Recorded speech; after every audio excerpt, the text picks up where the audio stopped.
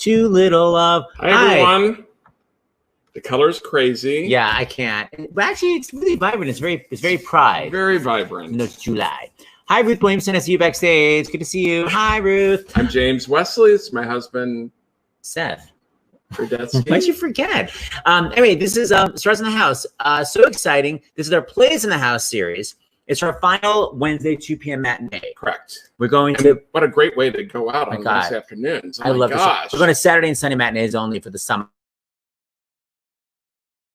Business we have to do. Well, let's see here. Let's do the business first. We want to thank and acknowledge Theater Authority for giving permission for the artist to appear on today for 4 days, and then we have to take it down. Yes, but 4 days is better than what it was originally.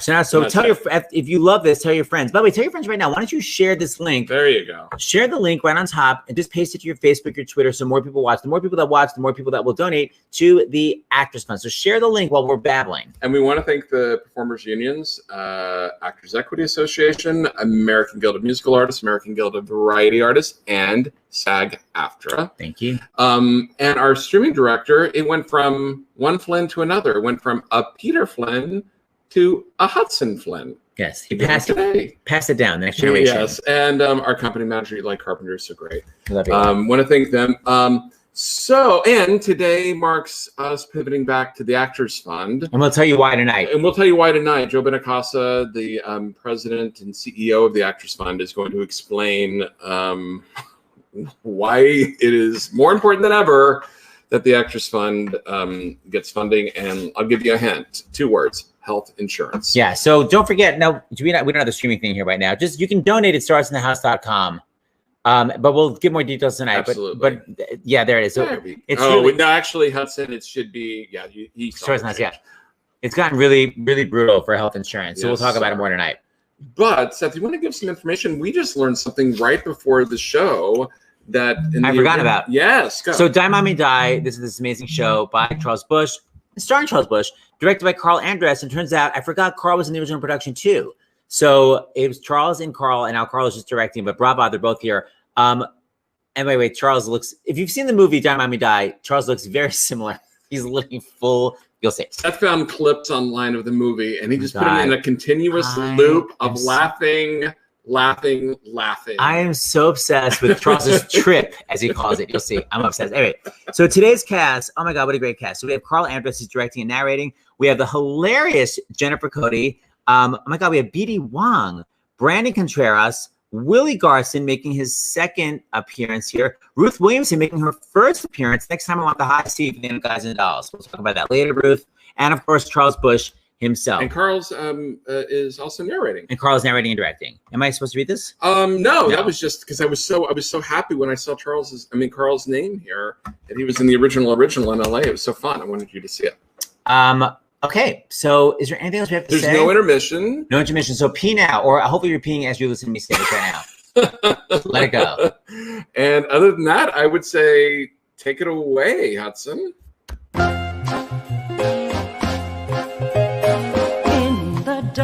Is a missing girl, someone I once bid adieu. Years have gone by, tears multiply. What I wouldn't do to find the girl I once knew. In the fog hides a missing girl. Where is that lost ingenue? Lies have been told, innocent soul. What I wouldn't do to find the girl I once knew. What has become of her?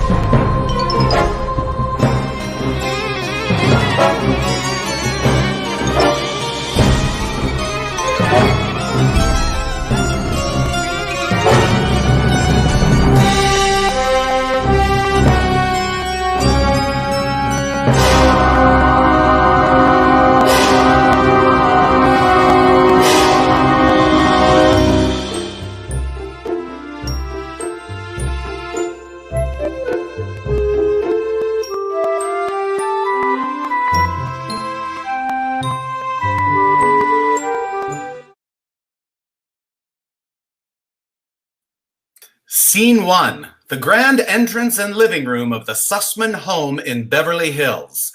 Bootsy, the warm-hearted, salt-of-the-earth housekeeper, is vacuuming when Edith, a beautiful and very mod young woman, runs on.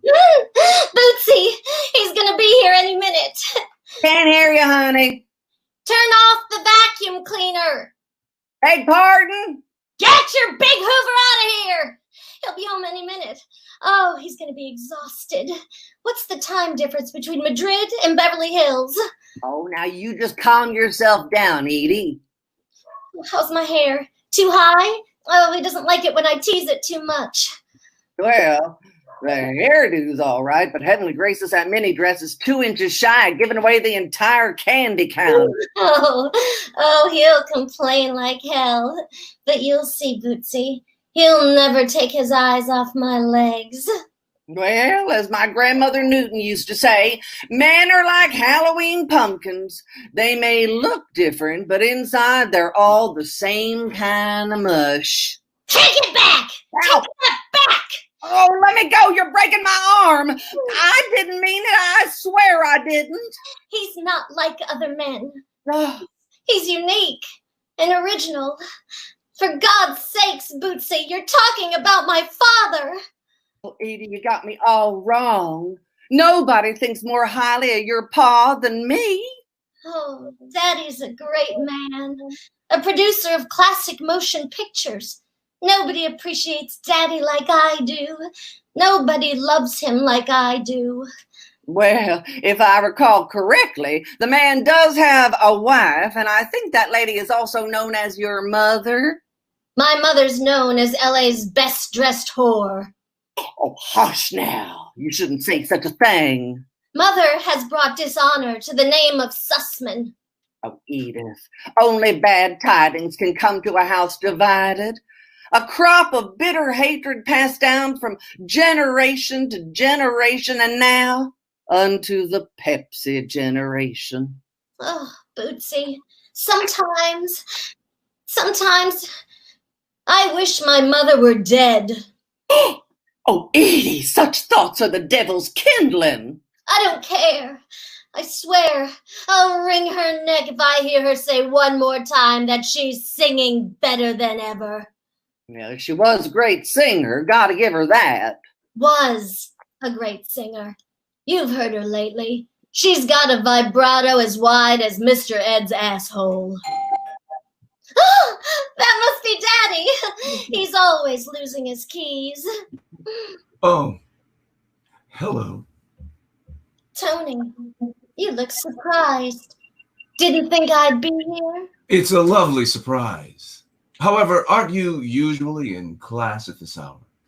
On Tuesdays, I just have psychology. I suppose you should know Daddy's coming home today. He should be arriving any minute. I thought his plane was coming in at 4. He decided to take an earlier flight. Rather inconvenient, isn't it? No. Delightful. I haven't seen your dad in a long time. It's been so considerate of you keeping my mother company while my father's been away. We wouldn't want her to be lonely. That seems to be your stock in trade, amusing wealthy older women. I'm known to have quite a flair with the younger ones. I'm afraid your suave continental charm is sadly out of date. Smart girl. Never trust anyone over 30, not with that shape. Oh. Hello, Bootsy. I've got chores to do. You don't care much for me, do you, Bootsy? Oh, don't you be sniffing up my skirt. I'm not one of your sexed-up, big-breasted bunnies. Not even a prayer for a lost soul? I am saving my prayers to send Dick Nixon to the White House in 68. Where's your mother? Where do you think? Out in the garden or in that crummy potting shed, experimenting with her disgusting fertilizers and insect poison. Your mother is a wonderful gardener. She invented a new species of rose. It's a mutated daisy. The Angela Arden Sussman rose is as phony as her youth. Have you always felt so kindly towards your mother? I guess deep down I've always known the truth about her. What truth? I don't have to tell you anything. You're not my shrink. What secret did you learn? Tell me. Why do you hate her so much? I hate her because she's a money-grubbing, selfish bitch who ruined my father's life. And she's a promiscuous slut who spends my father's hard-earned money on trash like you. That's not good enough. I think I hear her coming in from the garden. Forgive my appearance. I've been up to my elbows in manure. Hello, Tony. Are those flowers from your garden? Goodness, no. Just now, while I was pruning my clerodendron, this lovely woman stopped her car and handed me this extraordinary bouquet. She said she was a great fan of mine, had all of my records, and wanted to thank me for the pleasure I had given her over the years. People can be so kind. Mother, if she was your fan, she must have been very old. She managed to hobble out of the car despite her dowager's hump. It's such a sunny day, one could almost walk around nude. Mother, you would. Edith, there's nothing wrong with nudity. Tony frequently visits the nudist colony at Big Sur. It feels good letting everything hang in the breeze. That's revolting. My darling daughter, you sound like a squire from Squaresville. I suppose I'm square to you because I don't sleep around with every delivery boy or gas station attendant. You're affecting a rather severe tone, young lady. Severe to a woman who rubs cocoa butter on Sammy Davis Jr. Sammy is a cherished friend of this family. I refuse to justify my actions to you. Because you can't. Oh, Edie, why must we be forever at each other's throats? Edith, can't you meet your mother halfway? She's a good egg. You've never been a real mother to me. How can you say that? I indulged your every whim. The ponies, the dogs, the rodents. Not to mention the surgery to pin back your jug ears. You're such a saint, Mother. We really ought to cut off your big toe and use it as a shrine. Don't reject me, Edith. Someday I'll be gone, and you'll regret these lost moments. I'll take my chances. Edith, I seem to have a green thumb for everything but raising children. It's just a phase, Angie. All kids go through it. When did it start? When did it all go wrong? After your sister Barbara died? Why should you say that? Sometimes a death in the family, the death of a beloved aunt, can be a traumatic experience for a child. Perhaps something did happen that summer. One can feel the memory lingering like smog over the canyon. Whatever it was, I've paid for it dearly. What about you, Tony? Have I paid enough for you? Stop it! Stop it right there. That's not funny. You know you're my girl. Am I? You asked me to throw away everything safe and secure for a man whose reputation is that of a highly paid gigolo.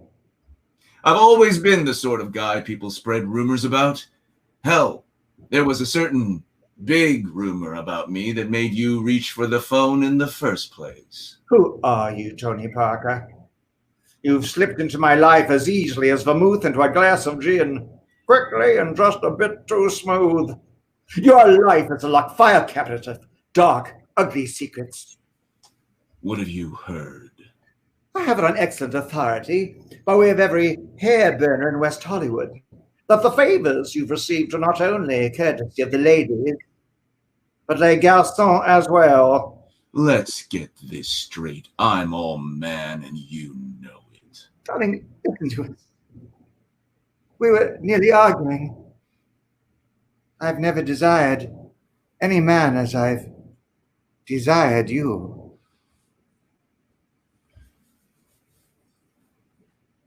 Now, listen, Angela.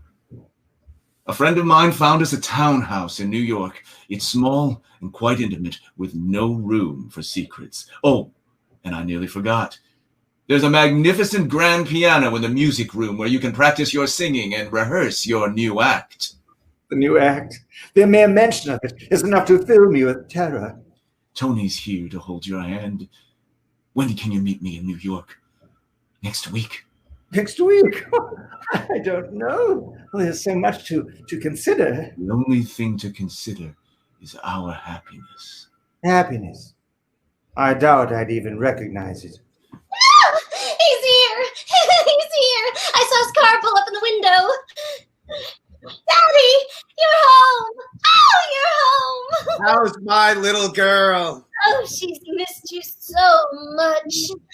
Oh, Mr. S, it's so good to have you home. Well, have you had your lunch? 'Cause I can rustle up some victuals faster than man of war kicked up the dust in Hialeah.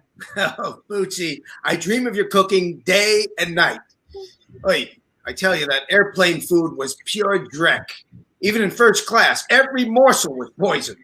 Well, then I'd best scoot into the kitchen right now. Bucci, my stomach is a little mishkit. Perhaps later. Well, Your Royal Highness, I am at your command. Anything you want. Anytime. Nothing's too much for your Bootsy. Oh, good gravy.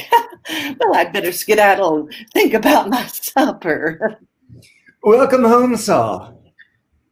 Tony Parker, what brings you here? Mrs. Sussman left her scarf at the club.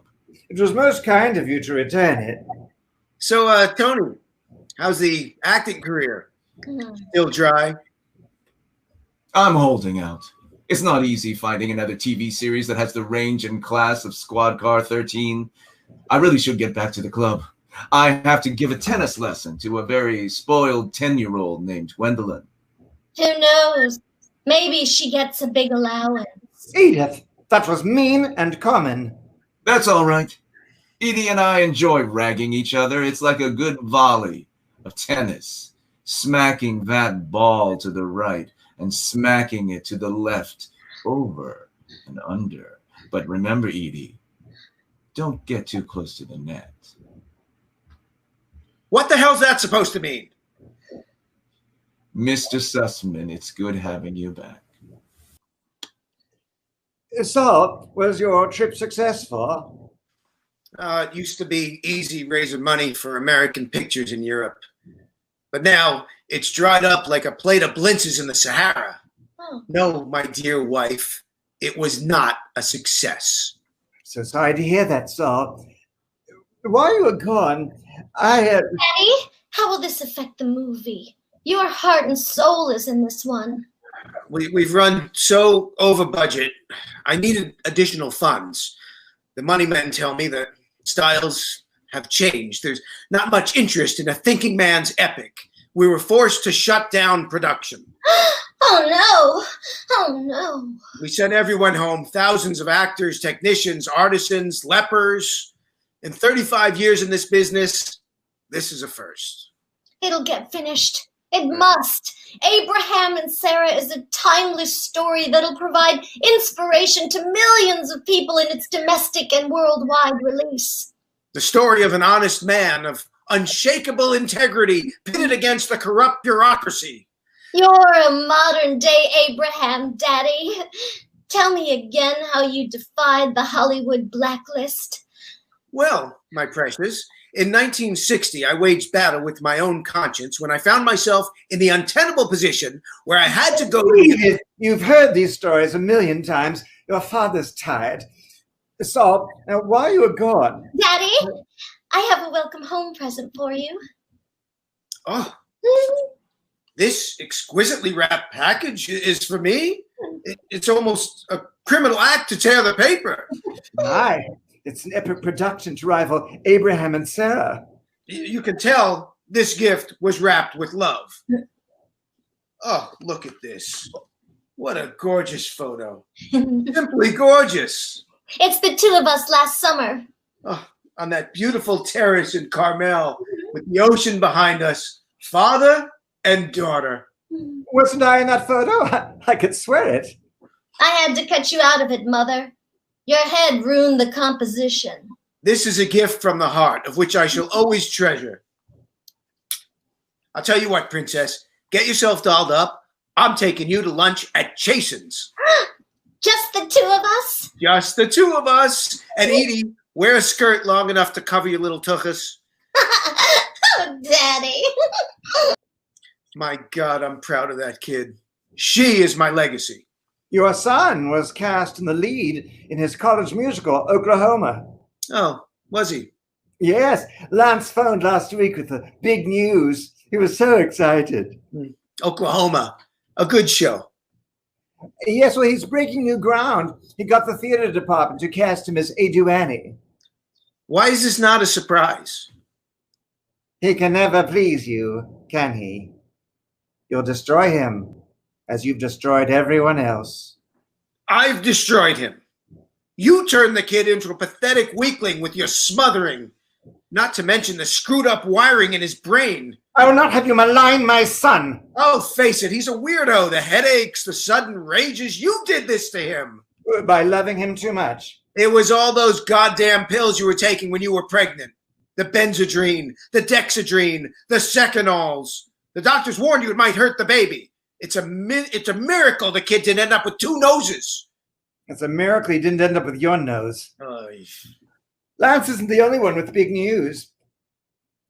I've received an offer to sing in New York. At a nightclub? No, at a resort in the Catskills. The Busch Belt. Well, after being away so long, I thought it prudent to break in a new act away from the scrutiny of the New York critics. How much money is this place offering? We haven't worked out all the details, but I'm sure it won't be terribly much. When will you be leaving? By the end of the week, I imagine. The top arrangers and musicians are all in New York. You are a rotten liar. So? Nobody would hire you to sing at a dogfight. Not with that wobble. That's not true. I've been practicing every day with my vocal coach, Madame Finzi Contini. I no longer crack on that high F over middle C. Now, if you'll excuse me, I have peonies screaming for attention. I know why you're so eager to get to New York, and it ain't to sing at any bar mitzvahs. You've got a lover, and he's rented a townhouse for you both in Greenwich Village. Care to know the floor plan? No, though I'm mildly curious to know the identity of my secret paramour. Oh, does the name Tony Parker ring a bell? Tony Parker? Oh, don't you dare laugh. Really, it's so amusing. Me, run off with Tony, a failed TV actor and a notorious Lothario. You should give me more credit than that. Tony Parker is known to have the biggest cock west of the San Andreas Fault. I should have known a tramp like you would come begging for it. I will not remain here to be insulted. You're not going anywhere. I had a detective follow you. He's taken pictures, lots of pictures. Pictures that made even a hard-boiled gumshoe reach for a Pepto-Bismol. All these years you played the great lady with me. I thought you were frigid. And here I see Parker stooping you like a cocker spaniel. Take a gander.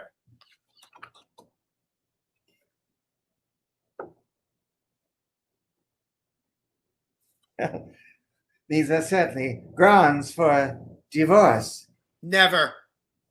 I'm sentencing you to life imprisonment, baby, and I'll be the warden. What I've got on you would destroy any hope of a career outside of a Tijuana brothel. We're a famous couple, Angela. We're going to stay that in public, if not in private. And this will bring you happiness. Nobody makes a laughing stock out of Saul P. Sussman. You don't know what you're saying. Am I making myself clear? You're my possession. I own you the same as I own every toilet in this house. What did I do to make you hate me so? It began long before Tony came into our lives. Don't dredge up the past, baby. A bad strategic move. After my sister died, there was that brief moment when there seemed to be a ceasefire in our war with each other. I thought there might be a chance that we could have a life together. It came too late. Too much blood had been shed. Oh. Sol, are you all right? Don't get your hopes up. It's not a heart attack. Just this goddamn constipation. I haven't taken a decent crap since I landed in Madrid. Now, you will excuse me, Mrs. Sussman. I don't want to keep our daughter waiting. Oh, and Angela, if you think you'll forget your troubles by indulging in a shopping spree, think again. I'm canceling all of your charge cards. From now on, all requests come through the warden's office.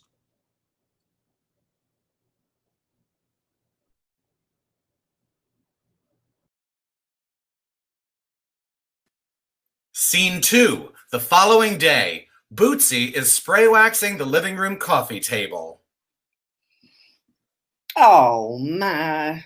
The missus leaves her half-finished cocktails all over the place. It's shameful.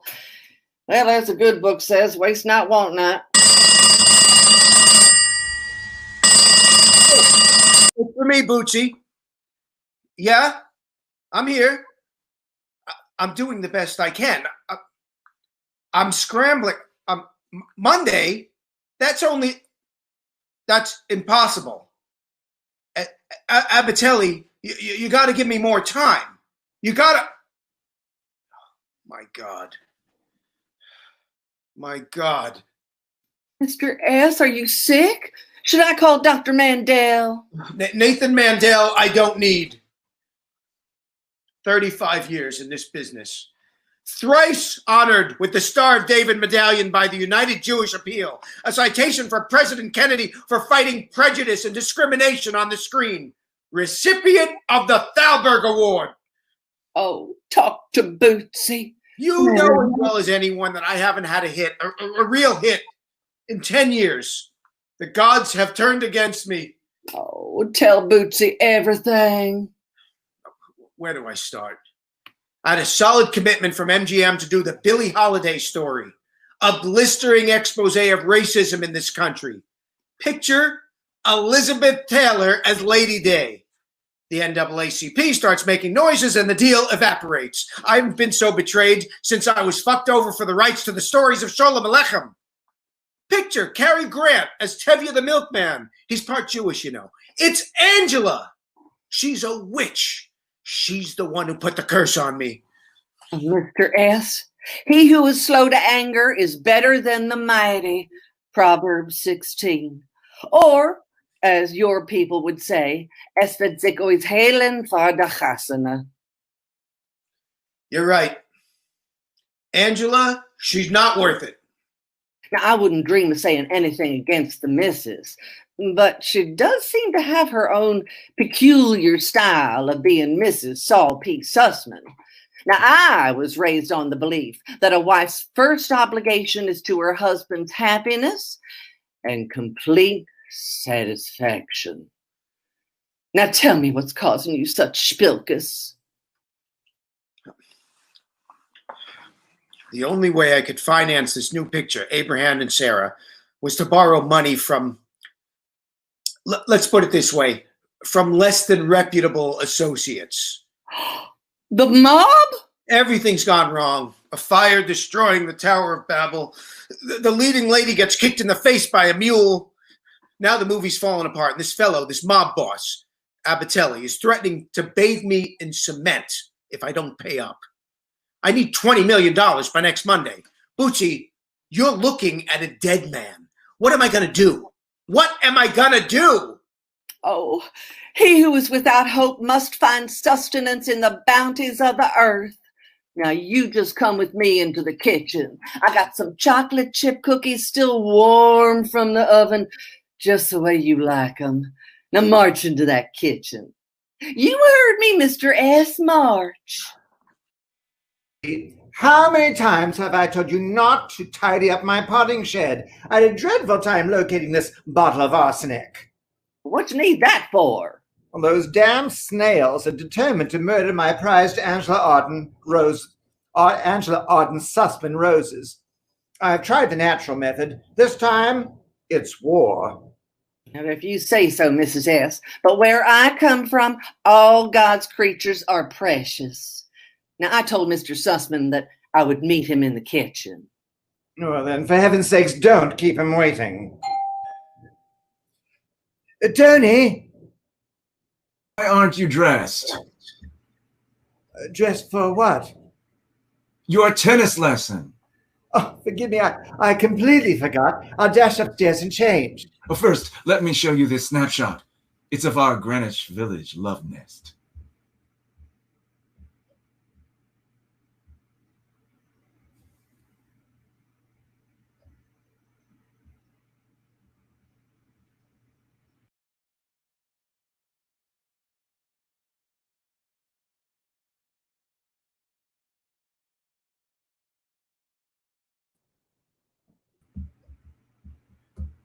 Angela, why aren't you dressed?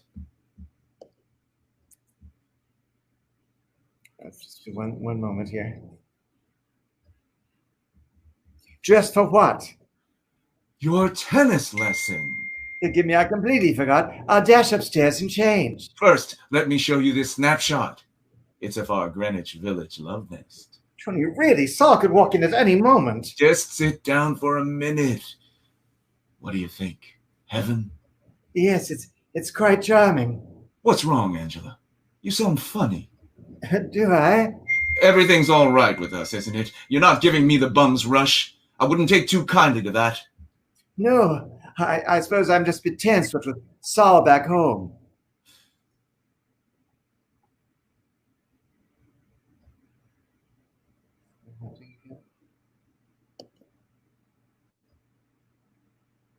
I think I hear Saul coming now.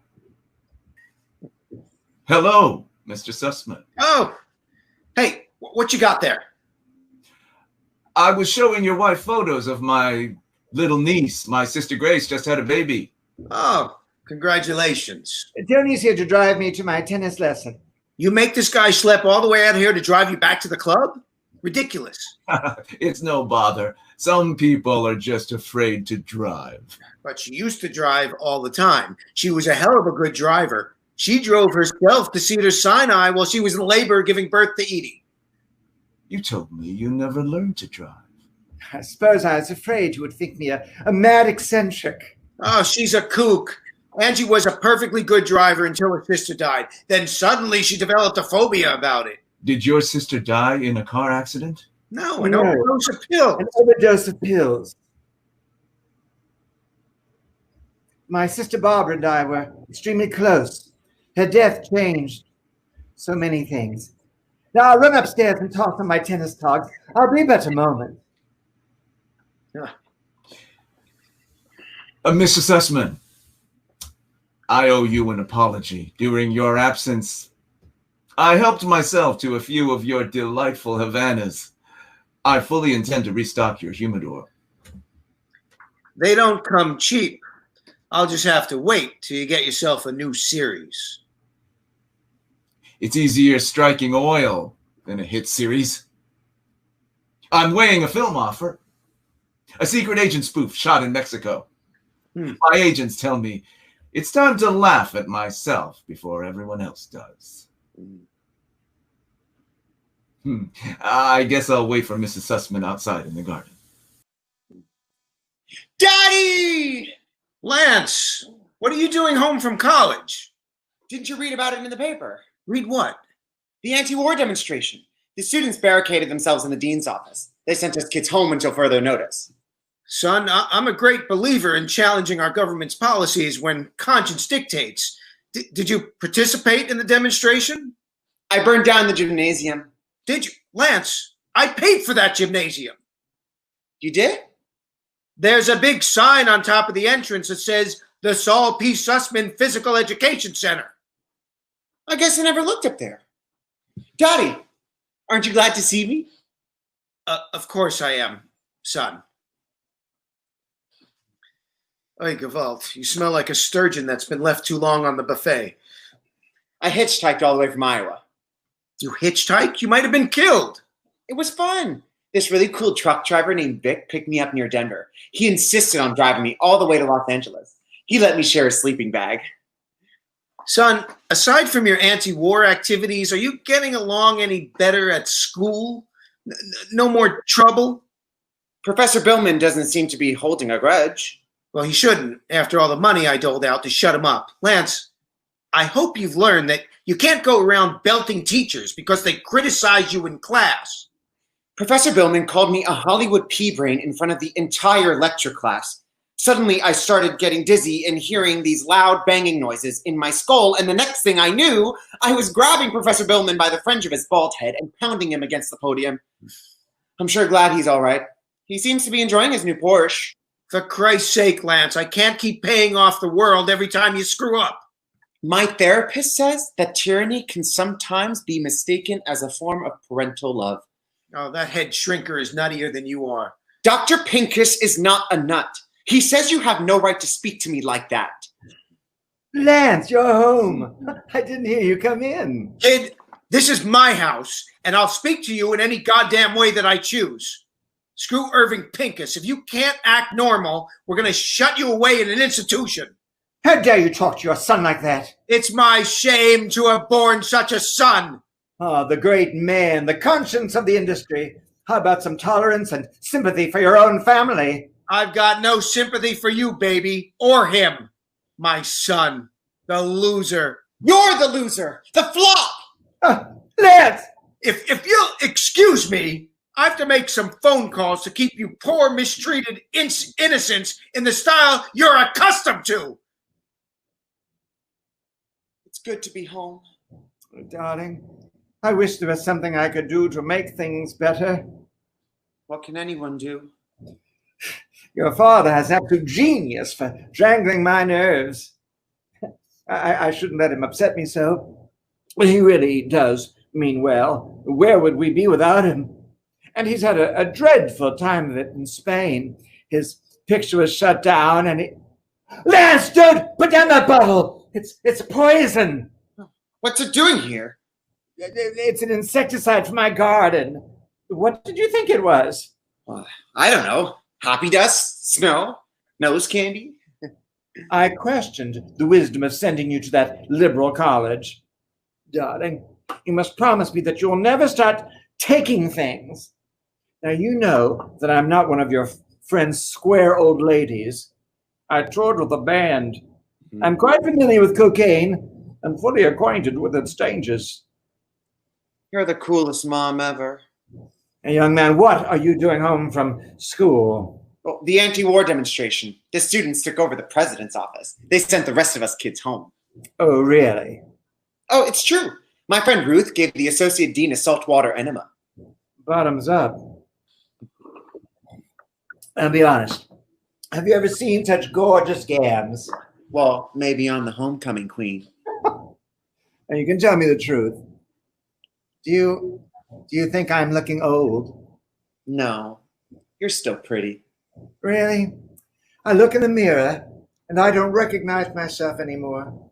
I don't see any face at all. Just hair and makeup. Some very important jewelry. When I look at you, I can see you at every age. It's a rather profound thing to say. Maybe I'm not as stupid as everyone thinks. Of course you're not. I think you're bright and sensitive and terribly, terribly dear. Oh, I almost forgot. I have a present for you. Well, what could it possibly be? Earrings from Cartier, an Hermes scarf. Your 1954 Christmas album. Darling, you shouldn't spend your money on such silly things. Oh, don't worry.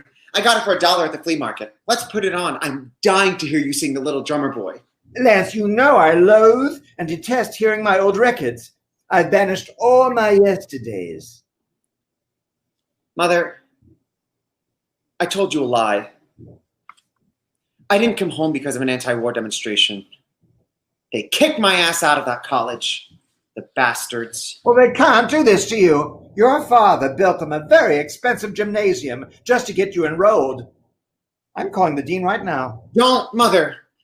They said I was a bad influence. On the other students? On the faculty. They said I was a sexual magnet. I imagine it was some predatory older woman. Dr. Crenshaw is a man. You were alone with him? Not alone. There were 8 of them. The entire math department, in fact. The dean said, well, he said I instigated a homosexual orgy in the faculty lounge. They found me being spun around nude on a Lazy Susan. Lance, just tell me one thing. The truth. And I'll be behind you 100% no matter what you say. Are you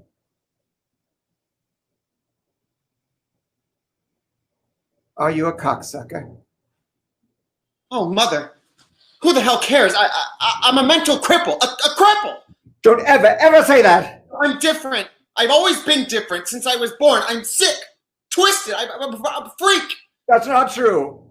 And you have 2 parents who adore you. You know my father hates me, and he hates you too. Why can't he just die? Uppit. Kudau if I gave it hittle joy. I don't want to do it. Stop. Amlan, Mark, now equid language. The secret language is so silly. It's kid stuff. Corny Rose the Tajik can be quit. Zajajic Zowers Abansit Fadak. Lance, the most your father and I can do is prepare you for tomorrow. Mark my words, you will be reinstated in that school, even if your father has to dole out another 1,000,000 smackers for another goddamn building. Well, if it isn't the Crown Prince. What are you doing home from school? Doesn't matter. Our young man is home and requires a good hot lunch. Now I'm off to my tennis lesson. Lance, you take all this junk upstairs to your room right now. Yes, Mother. Now, wait just 1 minute, Mrs. Sussman. I promised Mr. S. I'd make my lobster thermidor for his homecoming, and that takes plenty of man hours. Bootsy, je ne veux plus jamais discuter cela. And I mean it.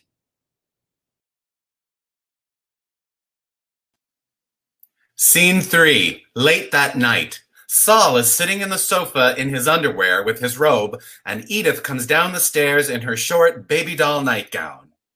Daddy, are you okay? It's after 2 in the morning.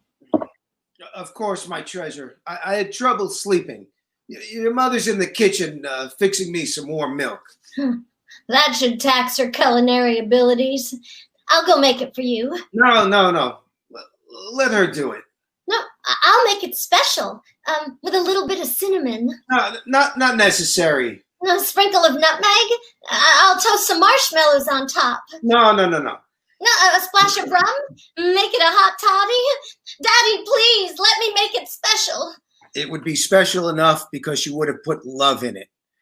But no, let your mother play at being a cook. Go on back to bed, my darling. You seem so tired and sad during dinner. What's wrong, Daddy? Any more news about the movie? You can tell me. We're soulmates. You really want to know? Mm-hmm. It's this god-awful constipation. This Spanish quack prescribed a nuclear-powered suppository. I'm supposed to take it before I go to sleep. Nobody said it was going to be easy being an old Jew. Well, now that you're home, maybe you should have a complete physical. Oh, my God. You sound just like your grandmother, Basha. It's a pity you never knew her. Never forget that you're half Sussman. The other half, the strange Canadian Goyish flotsam, that you can dismiss. It's your blood that I'm proud of. Reflecting upon my life, my precious one, I can say with no undue modesty that I've made some good films that have been a credit to the industry. Films that aspire beyond mere entertainment, to attempt to change the world. Mine has been a lifelong battle to fight prejudice. A plea for tolerance for the plight of the Jew, the Negro, the immigrant Italian, the disenfranchised of society. Today, these films are mocked and belittled by the so-called intelligentsia. But you, my darling daughter, you are my legacy. You hold the keys to my kingdom. What is our motto? Make it big, give it class, leave them with a message. My, we have a visitor. I'll be leaving. Edith, we don't have to be enemies. Now that you're almost a woman, we can be friends. You know, I'm Magnus having a sale on go-go boots. We could make a day of it. Go-go boots are as dated as a hoop skirt. Well, then I could use your able assistance as fashion consultant. Then my advice to you would be to cancel your next facelift and start acting your age. Not so fast, young man. You're out awfully late. I was searching for Bucky. He ran away again. I asked everyone for miles if they'd seen a white German shepherd. Daddy put Bucky to sleep over 3 years ago. Lance was out with his boyfriends. I've seen them. They're creepy. They wear more eye makeup than Mother. I hate you, Edie. I wish you'd die a cruel death. Hey, don't talk to your sister that way. Go to your room. I can't even look at you. You disgust me. When have you ever looked at me? You've never been a real father.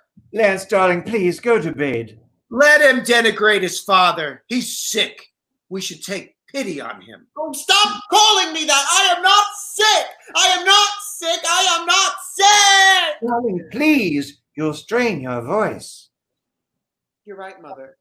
I must conserve every bit of my vocal resources for my upcoming Ado Annie. Good night. Daddy, forget everything he said. I know the kind of man you are, and I love you so much. It burns like a brand against my flesh. Pleasant dreams. A kiss.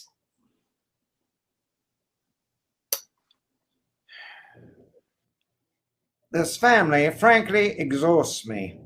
You seem a little on edge. I had a run-in with the rock band next door. Their van jumped the pavement and devastated my bed of daisies. These young people have quite a different morality than the rest of us. Now here, drink your milk before it gets cold. Oh, by the way, an envelope arrived for you today. It was the contract from Kutcher's Resort. It turned out you weren't lying about that singing engagement in the Catskills. You opened by mail. I phoned them today, acting as your agent. Regretfully, they couldn't meet our requests and were forced to cancel the gig. Sorry, dear, just trying to help. You do seem to be holding all the cards. Aren't you going to drink your milk? I hate warm milk. Take it away. Is it because I suggested it? I'm telling you, I hate warm milk. Makes me gag. It will help you sleep. I can't sleep because of the constipation. What I got to do is take this friggin' suppository. How are you supposed to open this damn thing? Well, let me do it.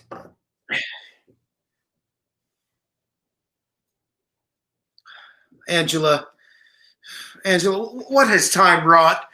I remember when I first laid eyes on you and your sister. The two of you were in a sound booth in that Fakakta recording studio on 53rd Street. So young, so fresh. If a fortune teller could have told me what the future held, I would have turned around on 52nd Street. Oh, dear. What's wrong? I'm so clumsy. I dropped the suppository into the milk. But no matter. It will act as a lubricant. Here you go now, ready for insertion. You know that it never helps. This is, how the hell am I going to get this huge thing in? I'm going to throw it out and take another stool softener. That never helps. It's a curse. Maybe after a good night's sleep, my natural peristaltic action will kick in. You spent the money, you might as well try it. It's the size of a Nathan's hot dog. I can't do this. Here, I'll help you. Oh, God, you're kidding. I'm tired of hearing you complain about the bloat. Now, bend over. Come on, Saul, bend over. Oh, what the hell? Just be careful. I can't believe this. Oh, you're right back there. Fine. Oh, be careful. I got a hemorrhoid. Ow! Oh, you're killing me. Now you know how I felt Every night you force yourself on me. The modern liberated woman is an equal sexual partner. Okay. Ow! Motherfucker! Darling, I'm just trying to get the whole thing in. You're very tight. Now, you must do your utmost to relax. Oh! Well done. Operation complete. I wonder how long it takes before I feel anything. Almost immediately, from what I understand. You got a queer expression on your face. What are you thinking about? Perhaps how nothing turns out exactly as one plans. Oh, lady, that goes double.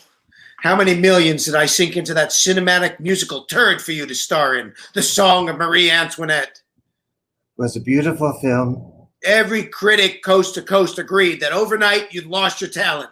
That flop marked the beginning of my downfall. Oh! Oy! I can feel it working. When I was young and so very much in love with you, I never thought it would end this way. End? The milk. You poisoned the milk. You dipped the suppository into the milk. You poisoned me?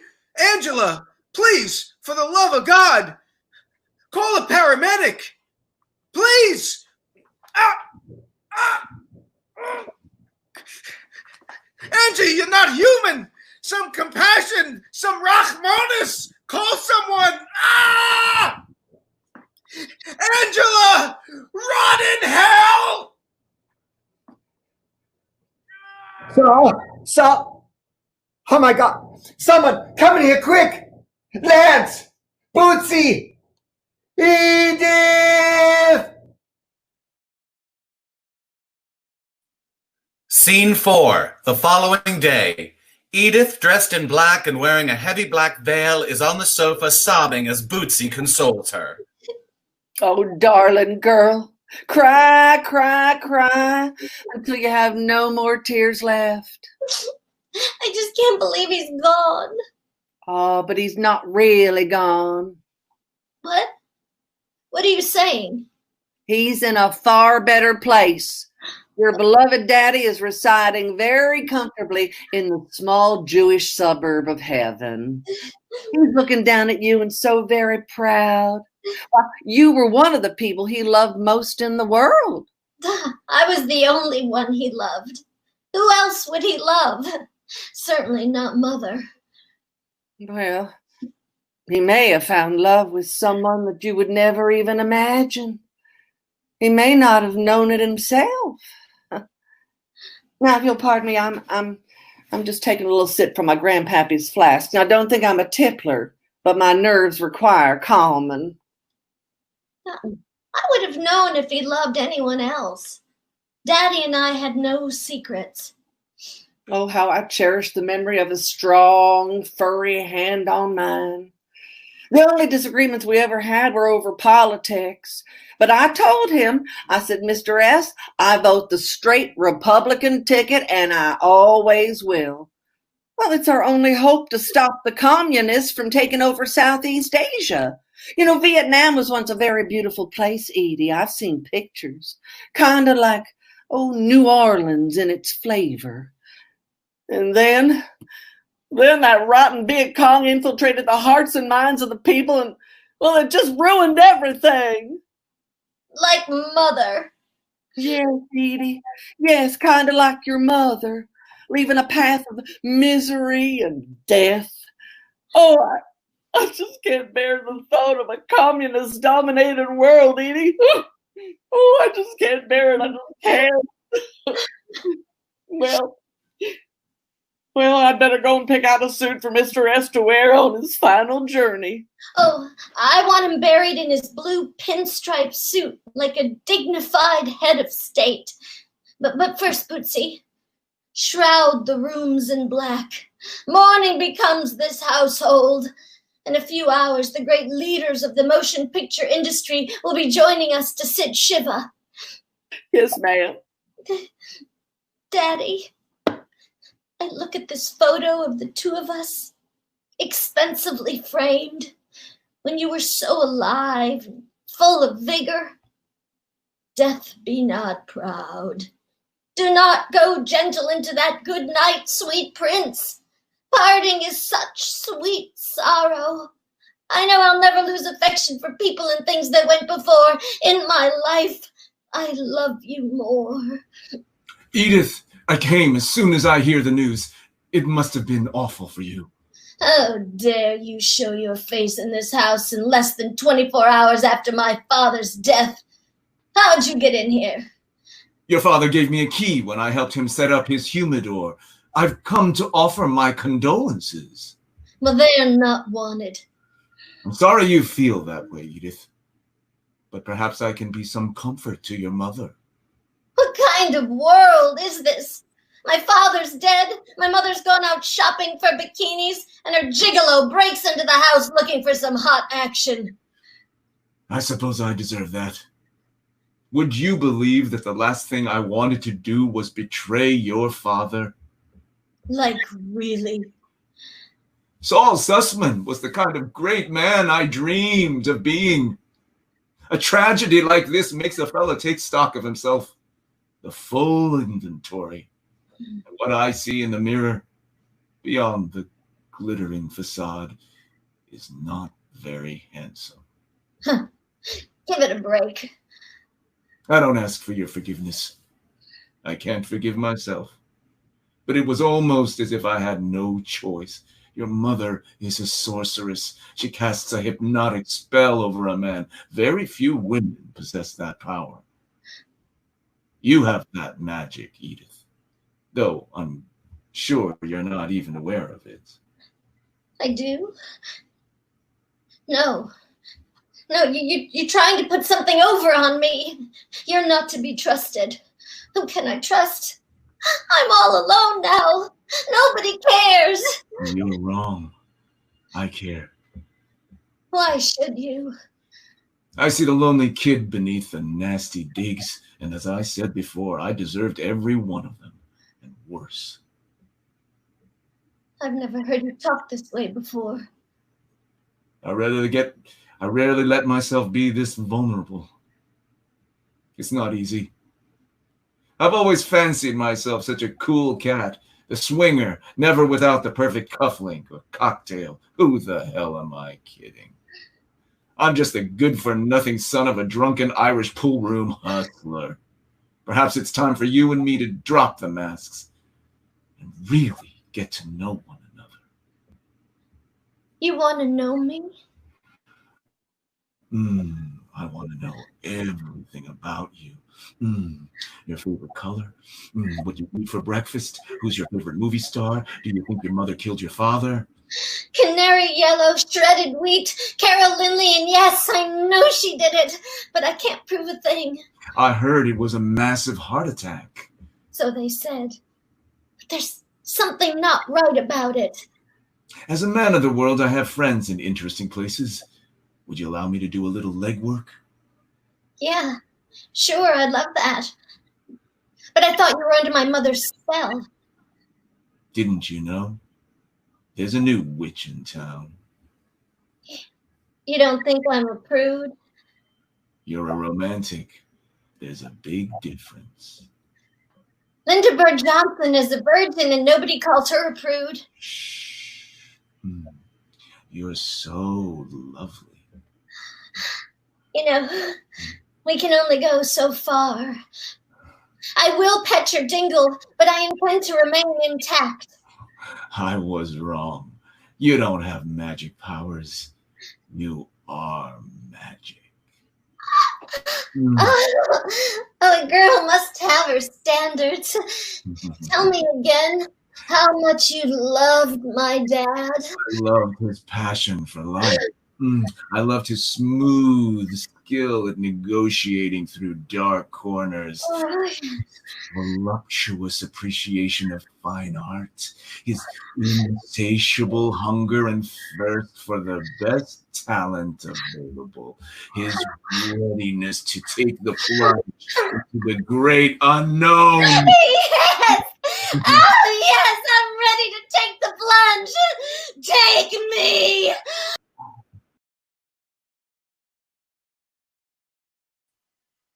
Scene 5, several days later. Afternoon. Lance is wearing one of Angela's falls and a long skirt and is lip-syncing to one of his mother's old records.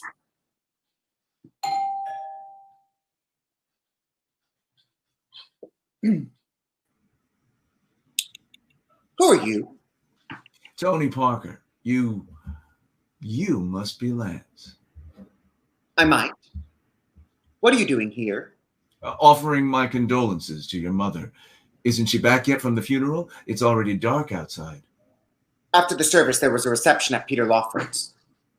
You're here all by yourself? May I ask why you're not with the rest of your family? That's none of your business. May I smoke?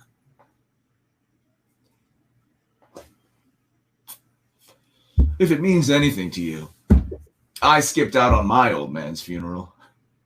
Ghastly primitive ritual. I prefer to mourn in private. I don't like sad things. Are you my mother's lover? What if I said I was? Is that a problem for you? I'm not sure. You know, we've met before. Long time ago at the Hacienda Club. Your father brought you around. I remember you in the locker room. The scrawny waif with no pubic hair. I remember you too. You didn't wear a towel. No need to be shy around men. Still collect photos of Donald O'Connor? Yeah. How's your mother bearing up? As good as can be expected, what with her husband dropping dead of a heart attack before her very eyes. She's a wonderful lady. I understand she was very kind to her sister, your Aunt Barbara. Why not? They were close. Were they? How much do you remember? Why do you want to know? I don't think I like you. I am nosy. Terrible habit. I just find people so fascinating. You intrigue me very much. Why? Because you dare to be yourself. You don't care what people think. I respect that. You do? Honesty. It's a big turn on to me. A real big turn on.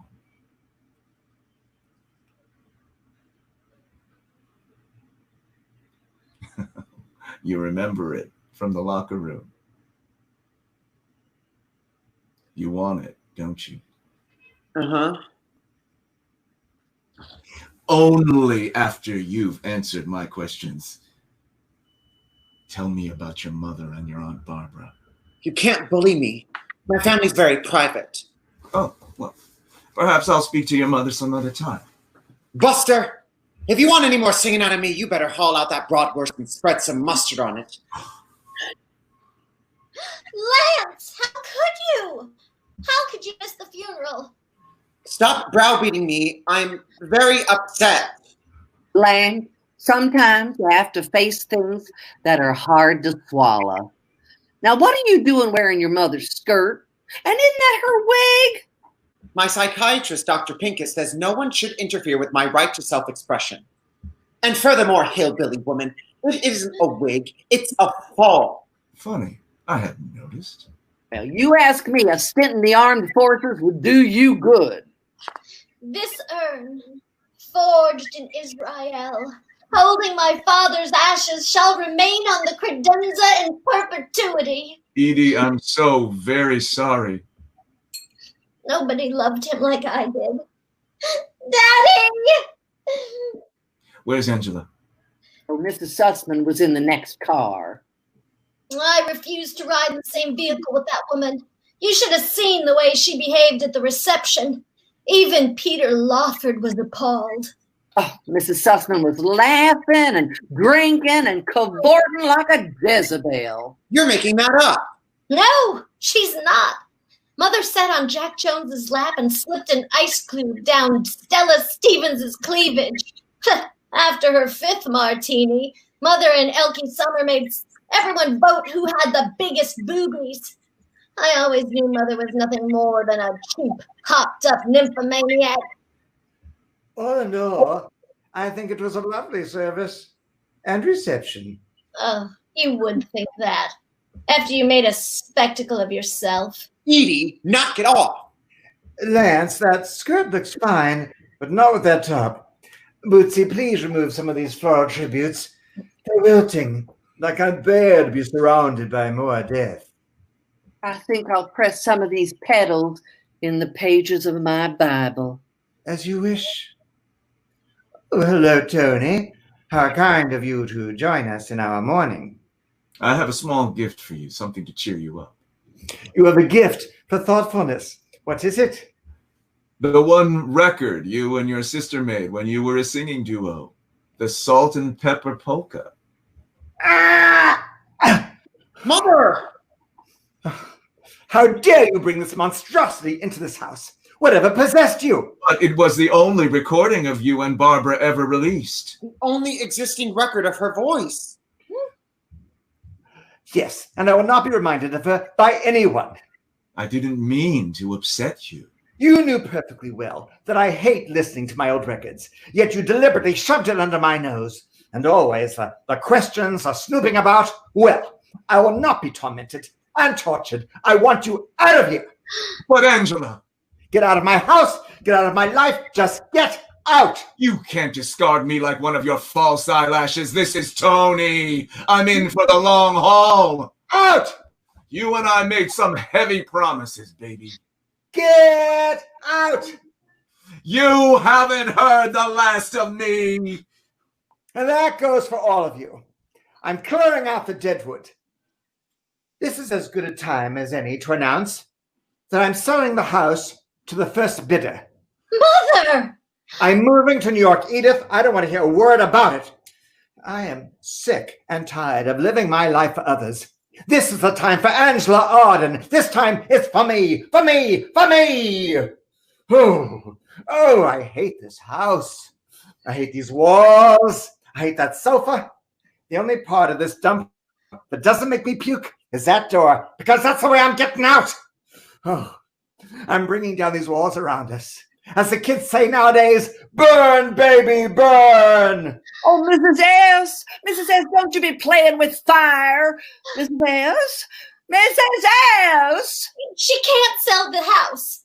This was Daddy's house. He built it with his bare hands. She has to leave here because every room reminds her of her guilt. Why should she feel guilty? Guilt usually accompanies murder. What are you saying? She murdered our father. She didn't. That's not true. She poisoned him. He died of a heart attack. Oh, many rich old men who die of heart attacks were really the victims of arsenic poisoning. The results are remarkably similar. But Bootsy told us she was with the coroner when he performed the autopsy. She personally inspected the contents of Daddy's stomach. She said there wasn't a trace of arsenic. Okay, but what if Mother was clever and found another way to slip him the arsenic? A method devised to bypass the digestive tract. I'm confused. Ugh. The night Daddy died, he was complaining of constipation. A doctor prescribed a powerful suppository. Suppose Mother found a way of tampering with the laxative. I don't believe it. I won't believe it. You must! You're Saul Sussman's only son. The heir to his great name. It's up to you to avenge his death. I couldn't. I'll stand by you. I know I haven't always been a good sister. I've teased you, shaved your head, tried to blind you. But I was young and immature. I've done a lot of growing up in the last 48 hours. Lance, we share the same blood. The blood of Sussman. The Sussman tradition of filmmaking. What do you want me to do? Kill Mother. No! Saul Sussman's death must be avenged. But I love her. I know you do. And that's really beautiful. Mother wants you to be strong and powerful, a leader of men. Make her proud. Stab her. Shoot her. Strangle her. Be creative. But just do it soon. My head is pounding. Pounding. Yes, it's pounding. Sometimes it feels like you've got an atom bomb inside your skull that's ready to go pow. Leave me alone. He told me it was the drugs, the pill popping Mother did during her pregnancy that made you the way you are. A pathetic half man, half child, a cripple. You're lying. Daddy showed me the doctor's report. It's locked in a safe deposit box. I can get it for you if you like. No. Oh, my head. It's all becoming clear to you, isn't it? All your sad little life, you felt different because you were different. Something was wrong in your brain. It made you a little slow. Made it hard for you to understand things. What? You've always been a big fat failure. But don't you see? It's not your fault at all. It's hers. Because Mother was so selfish and evil that she couldn't give up her precious little sleeping pills. She destroyed you. She turned your brain into mush, into creamed spinach. I hate her. And what are you gonna do about it? Kill her. Yes, Lance, yes. Avenge Daddy's death. Hey, you made me say that. You squeezed those words out of me. No, I didn't. That was your unconscious voice speaking. My what? We all have an unconscious voice that expresses our true feelings and motivations. It's Psychology 101. Well, maybe I did say it, and maybe I even sort of meant it. But if I'm going to exact my revenge upon Mother, I'll need proof. Oh, come on. I'll need proof. I want to hear Mother confess to Father's murder. Good luck. She never will. Unless... Unless what? Unless she was under the influence of something. What about sending her on a little trip? An acid trip. LSD, a real mind bender. That might loosen her up. Yes. LSD. Lysergic acid dimethylide.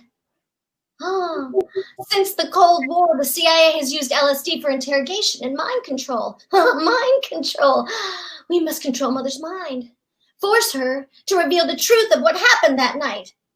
Can you really score some? I got a tab with her initials on it. Huh. We'll put it in after her after dinner coffee tomorrow night. And I've got a small tape recorder. We'll get her to confess. Oh, I love this. Her truly last recording. Who wants your father's golf clubs? Take them now, or they go into the garbage. Oh, Mrs. S., you're not in your right head. I just want them out of here. I want all this crap gone. Bootsy, if there's some sentimental trinket you'd like, claim it now. How about the porcelain figurine in the bedroom that Mr. Sussman found so poignant? The circus clown shitting in its hat. You think by throwing away his things you can destroy his memory? You're dead wrong. Am I? I've been thinking about going back into show business. My voice is stronger than ever. And furthermore, perhaps I'll pen my memoirs. Yes, for quite a tidy sum, I'll reveal every dirty little detail of my sham of a marriage to that late great son of a bitch shitheel, Saul P. Sussman. And destroy his good name? Oh my, what have we here? Oh, a lovely photo of the great man. Why are you taking it out of the frame? It was my final gift to Daddy. Oh, I think it would look much better as paper dolls. No! Put down those scissors!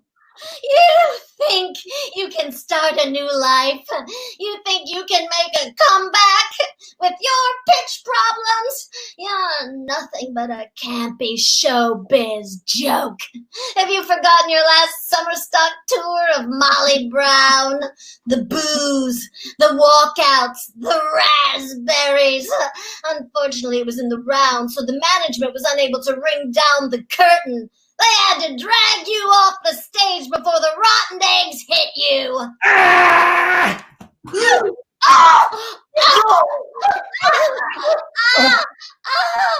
I didn't mean it. Mother, how could you? Edie, let's go into the bathroom and pull that thing out. Everything will be better once we're in New York. She who transgresses the laws of man shall dwell forever in the fires of Beelzebub. That's a rather odd thing to say, Bootsy, even from you. Heathen, purge thy sins. After 25 years in this house, I know all your dirty little secrets, and I mean all of them.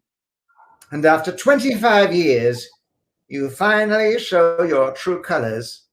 I must say, it's not terribly attractive. Lady, I'm going to be an albatross around your neck till the day you leave this green earth. Listen, sister, I don't take threats from maids. Well, now it's you who's showing her true colors. You never fooled me, not for a minute. I always knew you were nothing but trash washed across the Canadian border. You're never going to write a book about Mr. Sussman because I won't let you. You're not going to make a penny soiling his good name. What's your price? Your kind of people always have a price, usually foolishly low. I don't need your blood money. Golden coins culled from the calf of Sodom and Gomorrah. When you have your appointment tomorrow with the lawyer to read Mr. Sussman's will, you're in for a mighty big surprise. Oh, yes, a mighty big surprise. The surprise of the century. A bigger surprise than... Oh, shut up. What are you talking about? What kind of surprise? How's this one? You've been completely cut out of Mr. Sussman's will, or as much as the law allows. You see, the children have irrevocable trusts, but all the rest of Mr. Sussman's estate and worldly possessions goes to his devoted employee and bosom friend, Miss Bootsy Carp. Wills can be contested. Oh, I don't think you're going to do that. You see, Mr. Sussman stipulated that anyone who contests this will and its codicils is automatically cut off without a cent. Oh, yes, I'm going to enjoy seeing Mr. Sussman's lying harlot of a wife get her just desserts. You floor-scrubbing old hag. You got nothing on me. Missy, you're playing way above your class. You're a lonely, bitter souse, Bootsy. I dried out of one of them fancy sanitariums years ago. I know how much of our booze you've been knocking back alone in your pitiful little maid's room. You'll never get the best of me. And I mean never. Woe unto ye who makes mockery of the righteous. Every step you take, I'll be right there beside you, making sure you fail. It takes great courage to murder the first time. That's when you can no longer claim your soul as your own. After that, it becomes remarkably simple. You'd never be quite sure what lay around the corner. Would you, dear? I heard the funniest story the other day about suppositories and poison.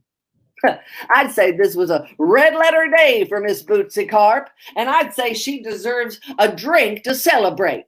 Now, you don't mind if I take a sip of this 30-year-old scotch?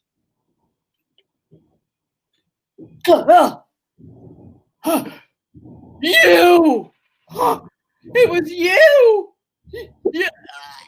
You poison! Bootsy! Ah!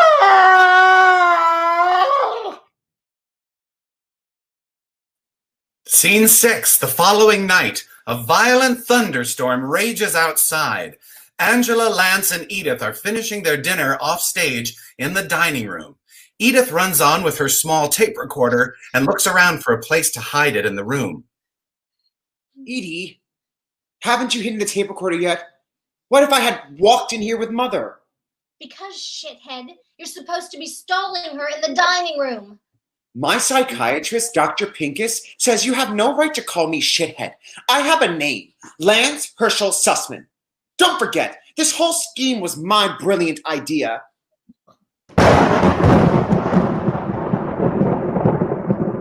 Wow, that's really some storm out there. It's coming closer. Perhaps the rains will at last cleanse the poisons from this house of hate. Are you sure this LSD thing is a real thing? Of course. It's primo. All that goodness on one little cube of sugar. Okay, and easily slipped into Mother's after-dinner coffee? Where should we put the tape recorder? Hidden inside the plant? No. We'll hide it underneath the sofa. That way, I can get to it easier. Right, is the coast clear? Wow. Another one. Right, concentrate. This is our one big chance to get at the truth. Don't blow it! What will we do with the tape after we get her the confession? Do we just send it in to the police? No, you can't trust the pigs. I told Tony about our plan. He'll know what to do with the tape. Why did you get so chummy with Tony Parker? I'm not chummy with him. He's got it in for Mother as well. I thought we needed an ally.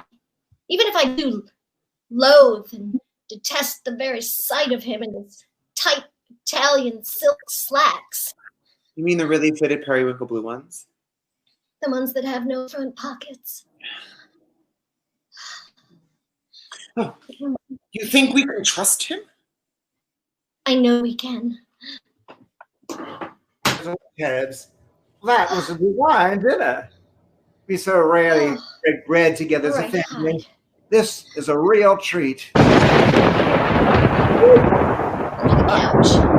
Santa and the winds are whipping the storm Mother into coming. frenzy. Lightning and thunder always give me the willies. Oh, do you ever feel as though thunder was God passing judgment on the dam below? No, Edith, I haven't. Lance, now I need your advice. I'm not cure at epoca hall. De Jack Corel, meine Peit Quavia. Risa Travia von za sein Sonzim? Bankadada. Otvakovs?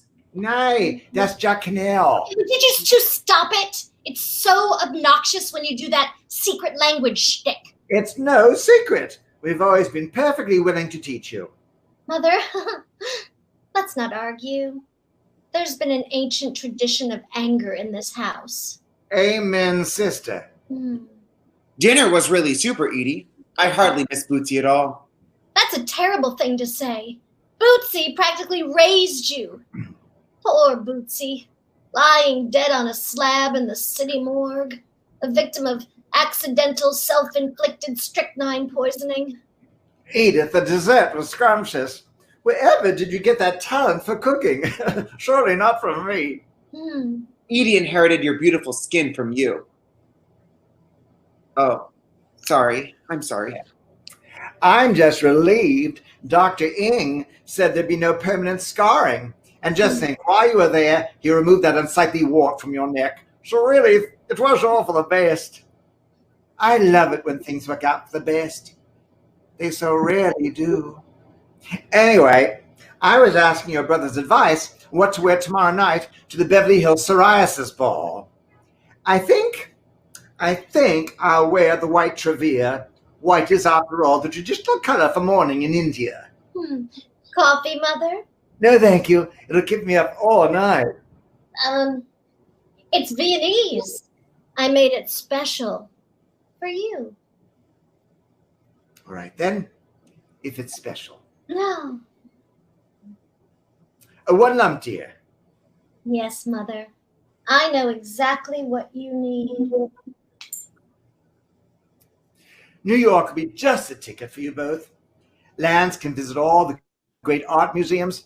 Edie, you can go horseback riding in Central Park. And well, neither of you have ever been to the ballet. Oh, it sounds fab. But I'm worried that maybe you're expecting too much from this comeback. You're the one who keeps calling it a comeback. I'm merely getting my feet wet. Oh, but you're emotionally fragile, Mother. What happens if the critics rip you apart? Edie, come on, give her a break. No, I'm concerned. And what if your voice doesn't hold up? You're not used to playing 8 shows a week. You already had such trouble with your top. The wobble and the screech. What if you get hecklers? Oh, they can be so cutting and vicious. Edith, why must you be so goddamn negative? I've had it with you. Forgive me. But yeah, what's happening? Too much bourbon. Mother? Something's happening to me. Perhaps I should go to my room and lie down. What are you experiencing, Mother?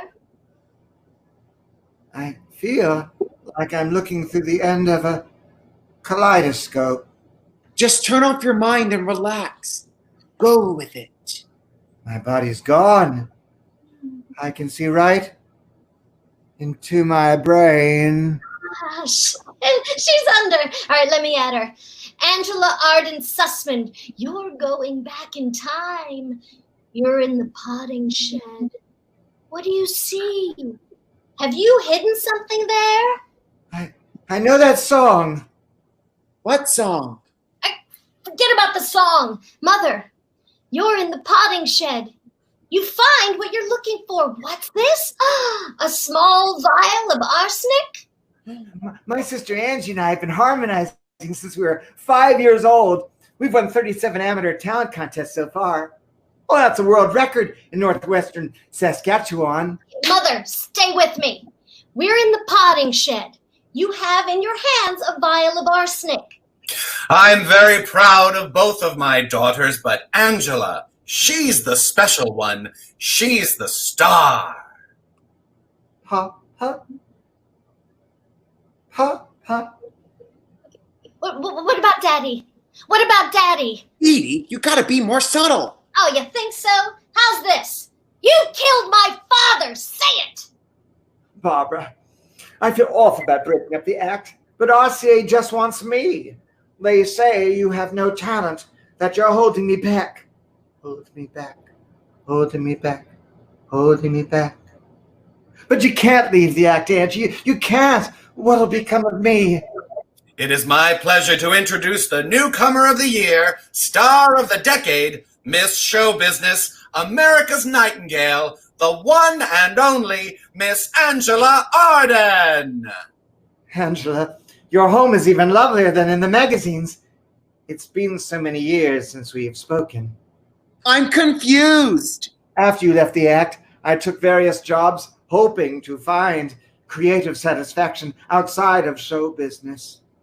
Call girl, pickpocket, dental hygienist.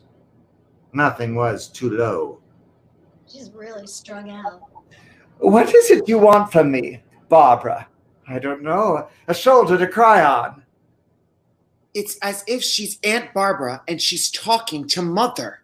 Brilliant deduction, shithead. All right, let's play along. Aunt Barbara, what did Mother say to you? She said, Barbara, you're broke. Flat broke, skint. To which I replied, yes, Angela. I'm afraid I am at your mercy. And then she said, well, I suppose you can shack up above the garage, do secretarial work, and keep those brats out of my hair. Brats? Those darling children? Edie's all right, I guess. There's something very wrong with Lance. Whatever it is that scrambled his brains. I'm sure he got it from Saul, the no-good son of a bitch shitheel. Stop that. Saul is a very great man. Oh, yes, Barbara. I forgot about your deep love for Saul P. Sussman. The romance that might have been, were it not for my letter. What letter? What letter? What letter? The anonymous letter I wrote to Saul, putting the kibosh on your fairy tale romance. Yes. I knew he loved you, wanted to marry you. But you see, I couldn't let that happen. We're identical twins, Barbara.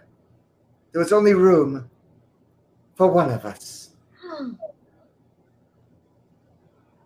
My letter informed him, and I was most persuasive, that you were a rampaging lesbian, were using him for his money and position while having a secret affair with our driver, Gussie.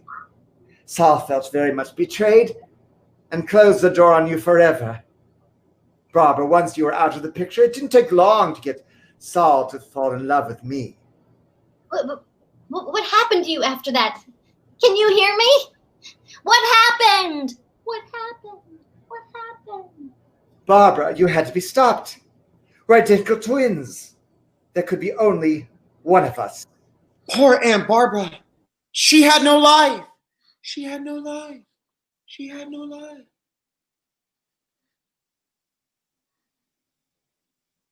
She had no life. She had no life. We got it. Ooh.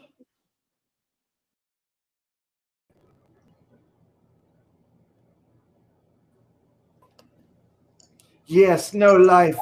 Angela, all of this should have been mine, the career and Saul, the children I should have had. You stole everything that mattered to me, and I want it back. But alas, Barbara, you can't. You bitch. Angela, all the lives you've ruined. If my sister died, no one would mourn. If my sister died, I should be free. I could be Angela, better wife, better mother, better star. No, don't think that way. You mustn't covet your sister's house, your sister's husband, your sister's songs, your sister's son. The house is empty. The children are with the governess. Put the pills into Angela's vodka. She's so drunk she'll never even know I'm there. How many will she need? Are these enough? Then exchange clothes. Lie her down on my bed.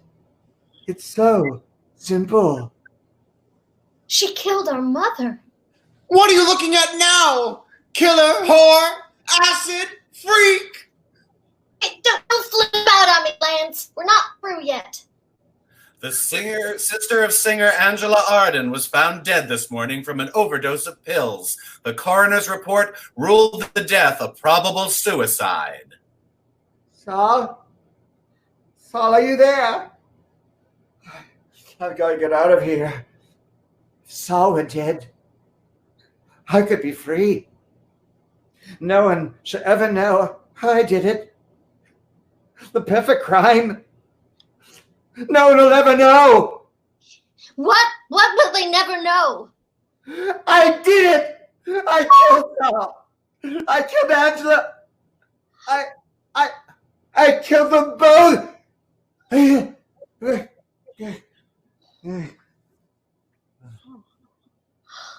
Late the following afternoon, Lance runs on and finds Tony waiting for him. Tony, I didn't think you'd ever get here. Where's Edith? Is she all right? Yeah, sure. Where's your mother? In her bedroom, dressing for the psoriasis ball. Hold me tight, Tony, tightly. Make the world go away. Tony, oh, last night was so ghastly. Not only did we find out Mother killed Daddy, but she's also really Aunt Barbara, and she killed our mother. Oh, it's so sick. I kept my door locked all night. Does she remember anything of last night? She thinks it was all a dream. Is that the tape? Undeniable proof of Mother's crimes. We had the tape recorder going the whole time. Tony, take me away from here. I've got money now. Stocks, bonds, a supermarket in West Covina. Hey, what's going on here? Tony, I thought I was the one you were hot for. You? How's the weather in Fantasyland? Wait 1 second. Wait, nothing. That 11-inch dong has my luggage tags on it. Guess you didn't see the soul ticket hanging off his nuts. Oh, get your goddamn hands off him, brain dead. Don't you scratch me, Lady Scarface. Ball breath. Douchebag. Stop it! Both of you! Right now! I guess it's time I revealed the truth about myself. Although a card-carrying member of the Screen Actors Guild, I'm also a federal agent. I've been working undercover. You mean under the sheets? My father was also with the Bureau. He was part of the original investigation into the death of Barbara Arden. The ruling of suicide never sat well with him. He was sure that Barbara killed Angela Arden and took her place. Of course, everyone thought he was off his beam. Dad died a broken man. I've been obsessed with getting to the truth of this mystery, and now you kids have solved it for me. Tony, you stole my virginity. And what about the head-to-toe tongue bath I gave you? I'm afraid it was all in the line of duty. Before your mother comes down, I want you both to come with me to the office and officially surrender the tape. I'll also need sworn statements from both of you. You know, Tony, we don't have to be exclusive. Tony, is that you? Ah! Saul, but you're dead. I look pretty good for a dead man. The cuisine in Hades must be top notch. Actually, it's not bad in Pasadena. That's where I've been holding up. But I don't understand. You thought you killed me? Dear loyal Bootsy was onto you. She warned me that you were playing around with arsenic. We found that little vial and replaced the poison with baking soda. That was a neat trick you tried to pull with the suppository. Unfortunately, not only didn't it kill me, but I'm just as constipated as I was before. How long have you been in the house? Since yesterday. That was some toot you were on last night. You should know that your beloved children laced your coffee with LSD. LSD. So that's what happened. My dream. Yes, your dream. Very revealing. Barbara, you evil bitch. You killed her. You killed Angela. You killed your sister. And this revolver shall be your judge and jury. How could you ever think that you could replace her? As a wife, perhaps. As a mother. But as a star? Saul, you loved me once. Don't you remember? The Barbara I wanted to marry was a sweet, gentle creature who wouldn't hurt a fly. It turns out you're no better than Angela, only without her great talent. Poor old Aunt Barbara died 15 years ago. It's time we do a remake in color, and she dies again. You won't. You can't. Give me that gun.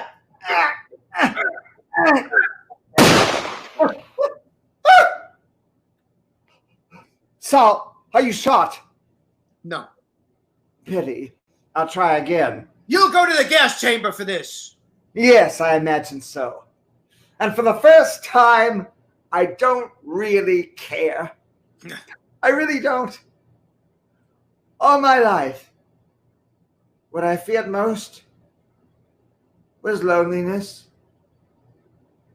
That terrible, aching kind of loneliness. It's a dark, empty place to live. Somehow, I'm not afraid of the darkness anymore.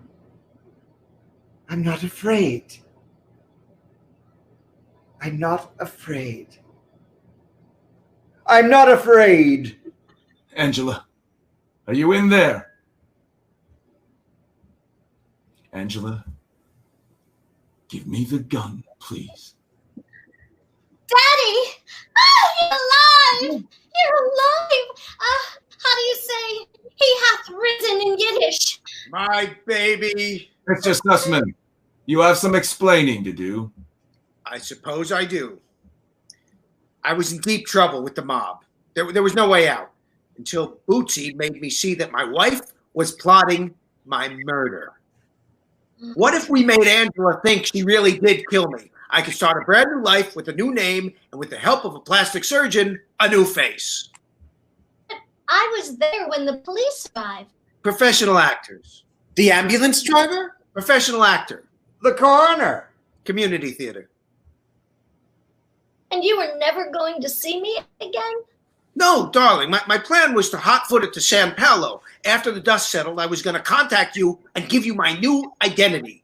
Mrs. Hilda Sanchez. But who killed Bootsy? I'll tell you who killed Bootsy. Bootsy! You're alive! I love the look. Well, it seemed a good time to give myself a little overhaul. I was determined to follow Mr. Sussman to San Paulo and start a new life with him. I was afraid I was next on your hit list, and I've known for a long time that Tony was a detective. He agreed to help me fake my death, hoping it would trip you up and get you to confess to your sister's murder. Bootsy, you're quite a gal, and I appreciate you wanting to join me in San Paulo, but I don't think you'd adjust very well to the fast lifestyle down there. However, we do have some financial matters to settle. You need to sign over my bank accounts. Oh, Mr. S., I don't want to come off like a harpy, but now that it's proven you were never legally married to Miss Barbara, you're going to be baptized a Christian, marry me in the largest church in San Paulo, and help me raise money for Mr. Nixon's campaign. You're out of your gourd. Oh, Mr. S., I would hate to have to make a call to that awful Mr. Abatelli and tell him where you're hiding out. Mrs. Bootsy Sussman, Dick Nixon would make a wonderful president. Oh, I can't believe in anyone anymore. Edith, if you could only believe that behind all the madness, I so wanted to be your mother. There was a terrible coldness in Angela, an innate cruelty. I thought I could do better. You always knew, didn't you? I suppose unconsciously I did. I sensed that you were an imposter, and it left me confused and angry. And for that I shall never forgive myself. But you, Lance, that darling of a boy, who no one cared to understand. This was someone who needed me, and it felt so good to be needed. I did need you, Ma. Perhaps you should call me Auntie Barbara. Mother. You. Ni! Ove puko, Rother. You broke the code. I always knew you would. This is so hard for me to say. I've pursued you for years, hoping to trip you up to force a confession, but in the process, I've become obsessed with you. You're an enchantress. I can't let you go. But you must. It is your duty. I'll think of something. I'll say the tapes were a hoax. Of course you're Angela. No one could have pulled off such a masquerade. I'll swear this to be true if Lance and Edith will back me up. Of course we will. Won't you, Edie? Of course we will. But she's a cold-blooded murderess. Death is too good for her. Bootsy, you can afford to be generous. And I am grateful to you all. But I mustn't keep my police escort waiting. But, Mother, if you turn yourself in, you'll get the death sentence for sure. And yet, by giving myself up, I seek a kind of freedom. I'll go with you. You shouldn't do this alone. Thank you, Tony. But I won't be alone. Not really. Because, for the first time, I have me. And that's a wonderful feeling.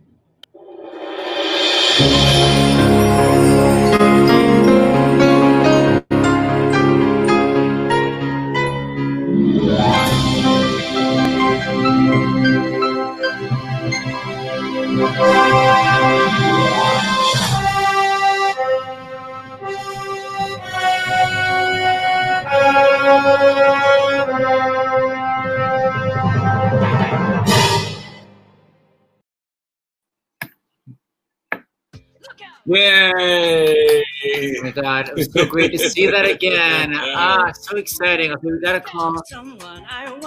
Oh, the music's on. What is Right? it? Totally. Is that Ruth? I don't know what the hell is I don't know playing. what's Okay. happening. I'm out. Okay, So let's bring some people let's call on. up the cast first. All right, Hudson, bring people on. Our as we say. director and the original son, Carl. Hey guys. Hi, Carl. That was the curtain call remix of the song that Lewis Flynn wrote with Charles Busch, sung by Miss Mary Birdsong. Oh, I thought Ruth didn't Ruth do the movie? Ruth did the movie, yeah. We had a different song in the play.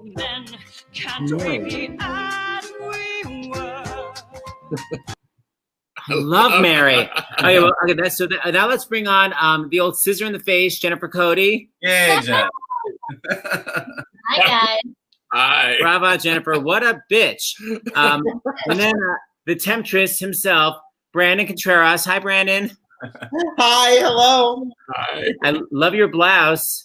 Thank you. This whole thing? That's Yeah, right. that's right. And then a fellow older Jew, Willie Garson, Mr. Sussman. Oy vey. I totally forgot the plot. I was so happy you guys were alive at the end. I completely forgot that. I was so grateful. And the song's just from the film, and Bootsy right now, the amazing Ruth Williamson. Yeah. Hi, guys. Hi, Ruth.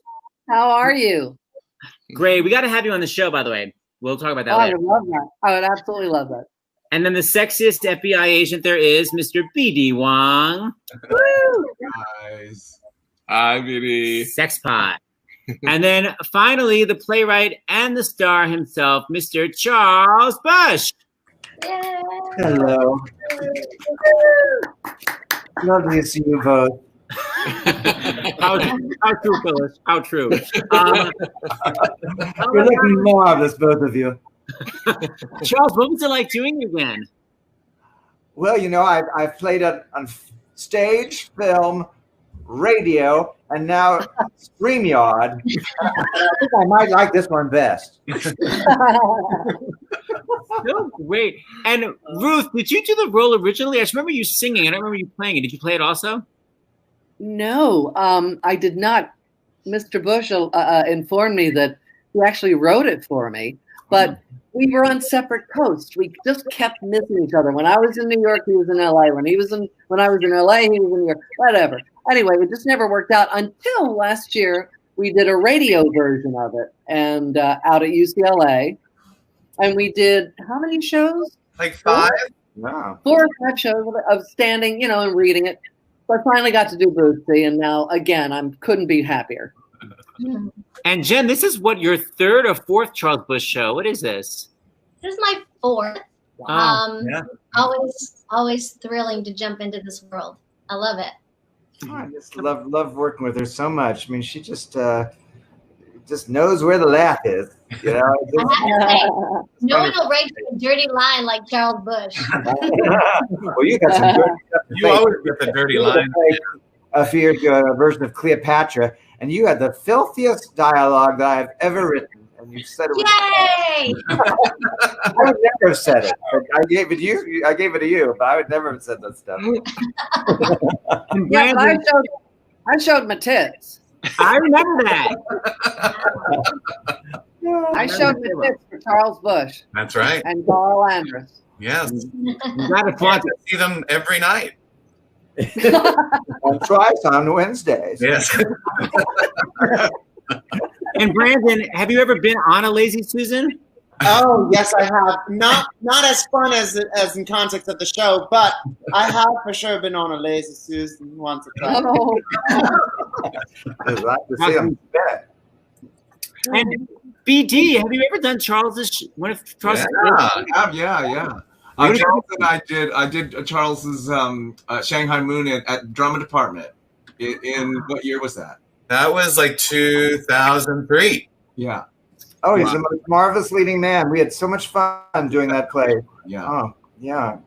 And it was crazy too because you were shooting 2 TV series at the exact same time, and did our show and only missed, I think, 3 shows or something like that. Yeah, it was a little crazy. but it was really, really fun. Really the best memories ever. And Willie Garson, were you allowing your son to hear this dialogue, or was he in his room with his earplugs in? He's actually out at work. He's in Maine already. But this is just so great. I met Carl and Charles. We did the radio production for LA Theater Works last year, and it was only because Richard Kind wasn't available that they. So I hope to fill those shoes.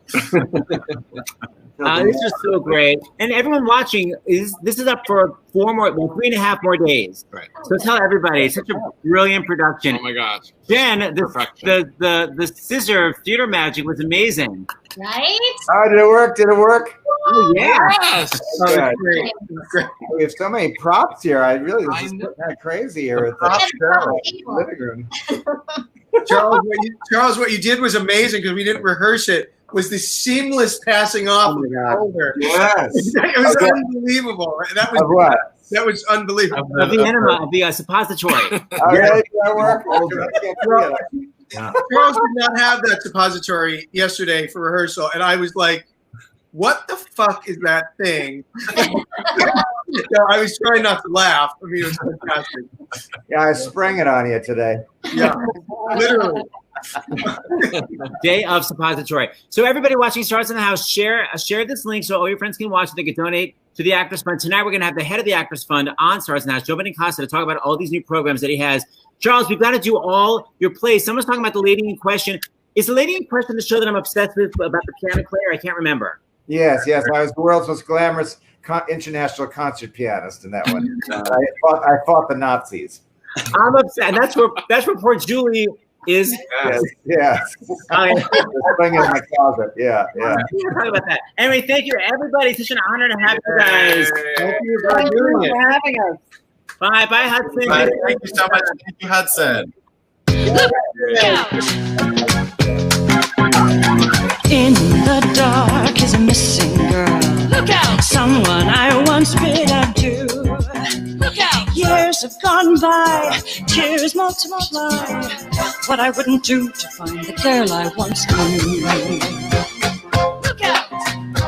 In the fog hides a missing girl. Where is that lost ingenue? Lies have been told, innocent soul.